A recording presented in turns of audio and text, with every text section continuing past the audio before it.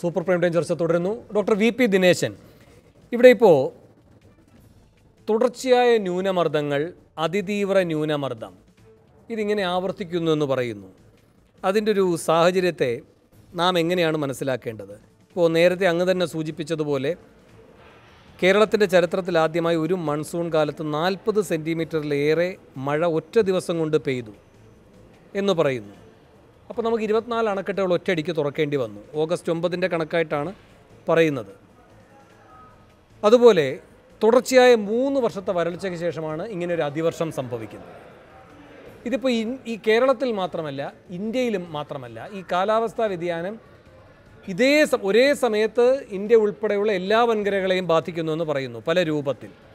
ഇപ്പോൾ യൂറോപ്പിലും കാനഡയിലും അഭൂതപൂർവമായ താപവർധനയായിട്ടാണ് അത് വരുന്നത്. ജപ്പാനിലും ഫ്രാൻസിലും പേമാരിയായിട്ടാണ്, ഗ്രീസിൽ കാട്ടുതീയായിട്ടാണ്. അപ്പോൾ ഇങ്ങനൊരു കാലാവസ്ഥാ വ്യതിയാനത്തെ ഏതെങ്കിലും ഒരു നയരൂപീകരണത്തിലൂടെ നിയന്ത്രിച്ചു കൊണ്ടുപോകാൻ ഒരു സംസ്ഥാനം എന്ന നിലയിൽ നമുക്ക് പരിമിതി ഉണ്ടാകും.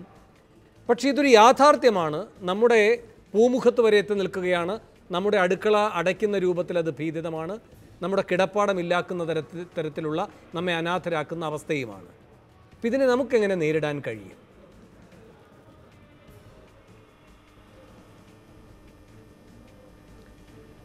കാലാവസ്ഥാ വ്യതിയാനം ഒരു യാഥാർത്ഥ്യമാണ് എന്നാണ് ഇപ്പോഴത്തെ നമ്മുടെ ഈ ഡാറ്റകളിൽ നിന്ന് മനസ്സിലാവുന്നത്.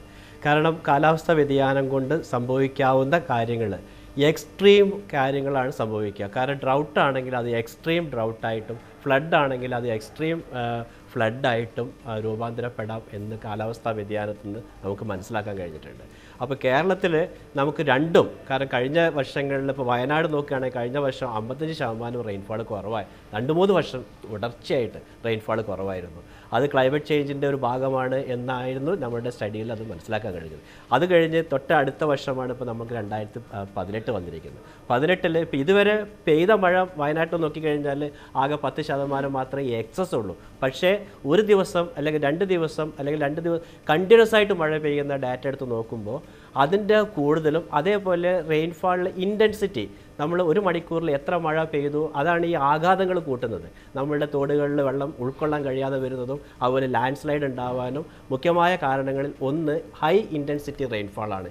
ഇപ്പോൾ സംഭവിച്ചുകൊണ്ടിരിക്കുന്ന റെയിൻഫാളിനെ നമ്മൾ അനലൈസ് ചെയ്യുമ്പോൾ നമുക്ക് മനസ്സിലാക്കാൻ കഴിയുന്നത് കേരളത്തിൽ ആ ഇൻറ്റൻസിറ്റി കൂടി വരികയാണ്. അപ്പോൾ നമ്മൾ നേരത്തെ പറയും 60 mm/h ആയിരിക്കും നമ്മുടെ ഏറ്റവും കൂടിയ ഒരു ഇൻറ്റൻസിറ്റി എന്ന് പറയുന്നത്. ഇന്ന് ഇപ്പോൾ നമ്മുടെ ഡാറ്റ നോക്കുന്ന സമയത്ത് കേരളത്തിലെ പെയ്ത പല സ്ഥലങ്ങളിലും 120 mm, 150 mm/h പെയ്യുന്നുണ്ട്. കാരണം നമ്മൾ ആ പെയ്ത മഴ എത്ര സമയത്ത് പെയ്തു നോക്കുകയാണെങ്കിൽ അതിതീവ്രമായ മഴ പെയ്തുകൊണ്ടിരിക്കുന്നത്. ഇതിൽ നമുക്ക് മാനുവലായിട്ട് യാതൊരുവിധ കൺട്രോളും നമ്മുടെ കാലാവസ്ഥയിലില്ല. പക്ഷേ ആ കാലാവസ്ഥയിൽ ഇപ്പോൾ ഡ്രൗട്ട് ആണെങ്കിലും ഫ്ലഡ് ആണെങ്കിലും അതുകൊണ്ടുണ്ടാകുന്ന ആഘാതങ്ങളെ നമുക്ക് ഏത് തരത്തിൽ പ്രതിരോധിക്കാം എന്നുള്ളത് ഇത് മാത്രമേ കഴിയുള്ളൂ. അപ്പോൾ അതിനാണ് നമ്മൾ നേരത്തെ പറയുന്നത്. ഇപ്പോൾ വരൾച്ചയാണെങ്കിൽ ജലസംരക്ഷണം നോക്കണം. പക്ഷേ ഫ്ലഡ് ഇത് വളരെ ഫാസ്റ്റായിട്ട് ഉണ്ടാകുന്ന ഒരു പ്രക്രിയയാണ്. അതിൽ ലാൻഡ് സ്ലൈഡ് വളരെ ഫാസ്റ്റാണ്. അപ്പോൾ അതുകൊണ്ട് തന്നെ ഓൾറെഡി കേരളത്തിൽ നമ്മുടെ പശ്ചിമഘട്ട മേഖലകളിൽ ലാൻഡ് സ്ലൈഡ് പ്രോൺസ് ഏതൊക്കെയാണ് നമ്മൾ ഓൾറെഡി മാർക്ക് ചെയ്ത് കഴിഞ്ഞിട്ടുണ്ട്. അപ്പോൾ അതുകൊണ്ട് തന്നെ ആ പ്രദേശങ്ങൾ പ്രകൃതി നമ്മൾ പറയും ലോല പ്രദേശങ്ങളായിട്ടുള്ള പരിസ്ഥിതി ലോല പ്രദേശങ്ങളായിട്ടുള്ള സ്ഥലങ്ങളിലുള്ള നമ്മൾ പറയും, കാരണം ജനവാസം അവിടെ കൂടി വരുമ്പോൾ ഈ ലാൻഡ് സ്ലൈഡ് ഉണ്ടാകുമ്പോൾ അതിന് താഴത്ത് ജീവിക്കുന്നവർക്കാണ് അതിൻ്റെ ആഘാതം കൂടുതലായിട്ട് സംഭവിക്കുന്നത്. അപ്പോൾ അതുകൊണ്ട് തന്നെ ലാൻഡ് സ്ലൈഡ് പ്രോൺ ഏരിയ ഓരോ പഞ്ചായത്ത് വൈസും മാർക്ക് ചെയ്ത് അത് ആ പഞ്ചായത്തിൽ വേണ്ട രീതിയിലുള്ള നിർമ്മാണ പ്രവർത്തനങ്ങൾക്ക് വേണ്ട രീതിയിലുള്ള ചെറിയ മാർഗ്ഗനിർദ്ദേശങ്ങൾ കൊടുക്കുകയാണെങ്കിൽ ഇതുകൊണ്ടുണ്ടാകുന്ന ആഘാതം കുറയ്ക്കാം. ശരി, ഞാൻ ഇടപെടുകയാണ്. ശ്രീ ബിജോ മാണി സർ, ഞാൻ ഇടപെടുകയാണ്.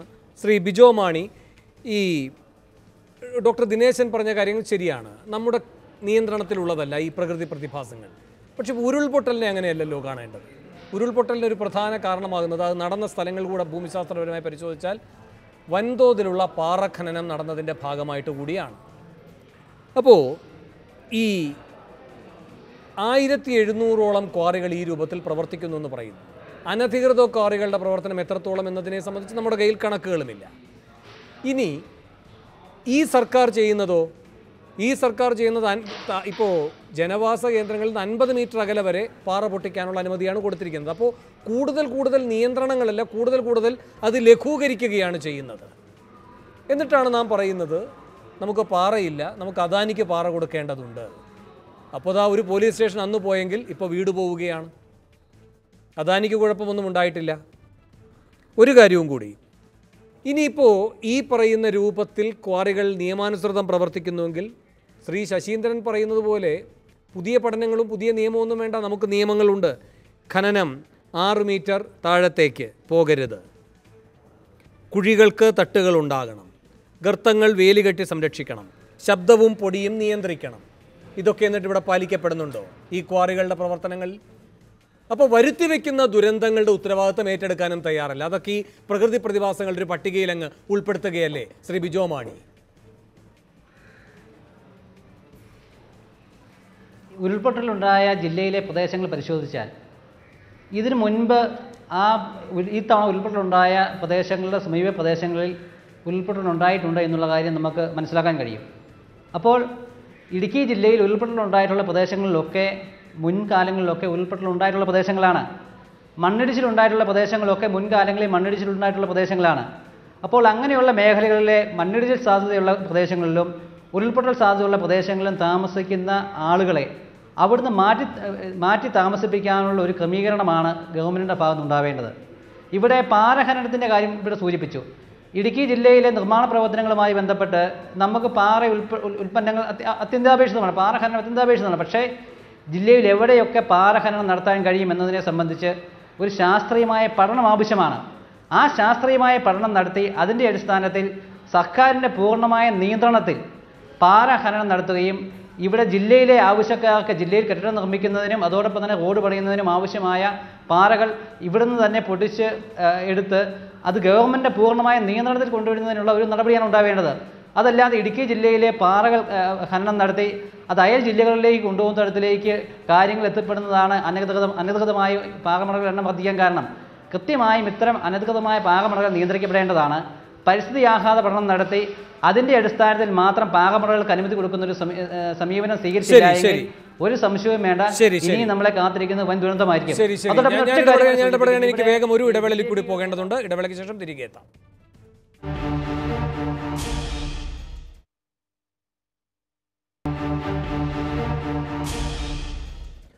സൂപ്പർ പ്രൈം അവസാന ഘട്ടത്തിലേക്ക് ശ്രീ സി കെ ശശീന്ദ്രൻ, ഈ കേന്ദ്രം തരുന്നില്ല എന്ന് പറയുമ്പോൾ ശ്രീ JR ആവർത്തിച്ചൊരു കാര്യമുണ്ട്. ഡിസാസ്റ്റർ മാനേജ്മെൻറ്റുമായി ബന്ധപ്പെട്ട് കേന്ദ്രം 1200 കോടിയാണ് നൽകിയിരിക്കുന്നത്. ഇവിടെ അതിൻ്റെ വിനിയോഗവുമായി ബന്ധപ്പെട്ട് ദുരുപയോഗത്തിൻ്റെ കാര്യങ്ങൾ മാത്രമാണ് നമുക്ക് മുന്നിലുള്ളത് എന്ന്.